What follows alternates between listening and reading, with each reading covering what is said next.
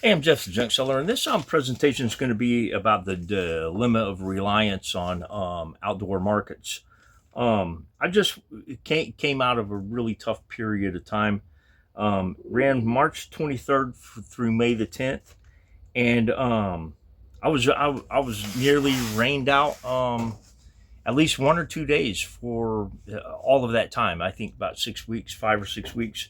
Um, and I often say that I'm one bad streak of weather away from bankruptcy, and it almost got me this time. I'd scrapped about $500 worth of silver, and I wasn't able to sell on the 28th or the 29th because it was an off week. I didn't have anywhere I could sell without having my tax certificate, a physical tax certificate to show to the venue operators. And fourth and the fifth, I still hadn't received my certificate yet. I believed it was on its way, but it just hadn't been there. I would have set up at Canton. It got rained out anyway, but I had to be down to Kerrville. I got set up in the mall down there. I had dealer day down there, and April 10th, 11th, and 12th, I got rained out uh, at Bowie on Sunday. I was able to set up. I made $450 that entire sale. I sold about $300 worth of silver to another vendor out there, and maybe it's only $200, but that's all that pulled me through. I left out of there.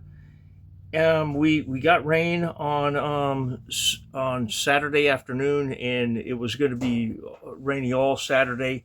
I didn't have much money, so I just headed to Abilene as it was, and I ended up having a wipeout on the road there on the highway. I need a torque converter, and my back tires were slick. I mean, they I needed to replace them for quite a while. And I was doing 70, 75 miles an hour in pretty heavy rain, and just ended up wiping out, and ended up on the side of the road. I've seen the road that where I wiped out. There was only 3 short segments of road where you could have done that and survived, and I happened to have wiped out on one of them. Almost everywhere else along that road I think it would have been fatal if I would have gone off the road at that kind of speed. But just count my blessings. But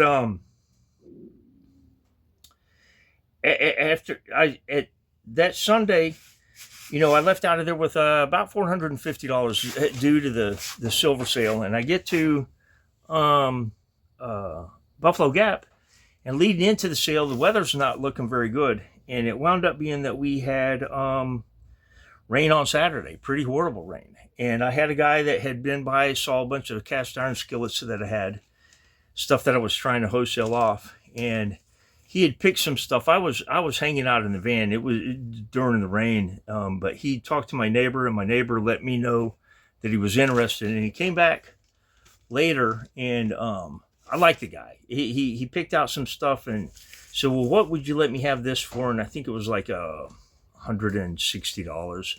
And he said, "Look, my budget's $200. What else could I get to bring me up to 200?" And I gave him a pretty good deal. He wants to set himself up as a cast iron vendor there at Buffalo Gap, and I like this guy. I like him better than I like the other guy. I really don't care for the other guy too much, but I wanted to give him a pretty good deal and put him in a pretty good position to make some sales. So I sold him $200 worth of cast iron. And Sunday, it was not a bad day. For Sunday, I did about $250 on a Sunday, which is pretty good at that market most of the time. But, I got out of there with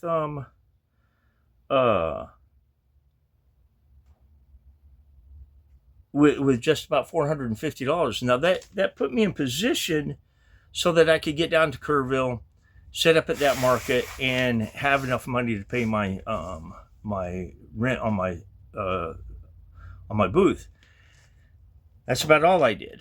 And it turned out that I set up in Kerrville, which was it was an indoor market, and So getting set up in the mall at Kerrville and doing the showdown at Kerrville, both of those were part of the reason that I had to get the certificate too, my tax ID certificate, because I believe that you needed it to sell at the Kerrville market. I'd heard that from a vendor who sold there before, the guy that actually recommended that I set up there.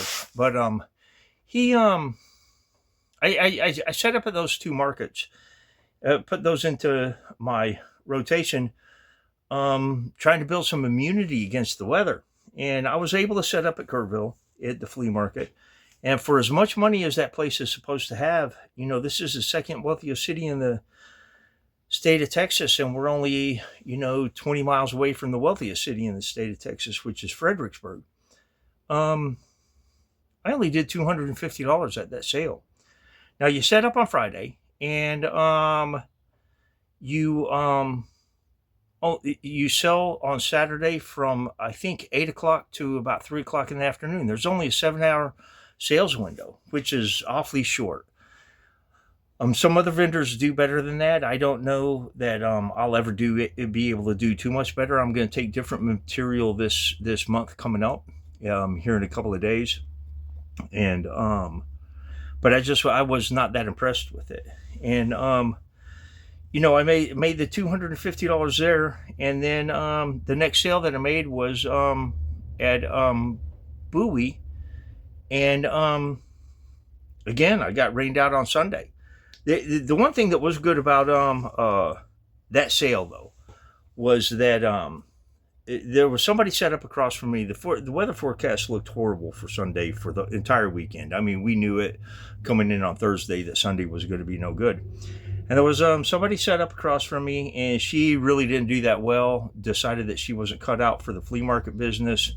Called me over and offered me 2 of the black and yellow totes for $5 each, and I paid them on that. And she told me that she was going to only stay for about another hour, and when she decided to leave, that she was going to give me everything that was on her tables if I wanted to have it.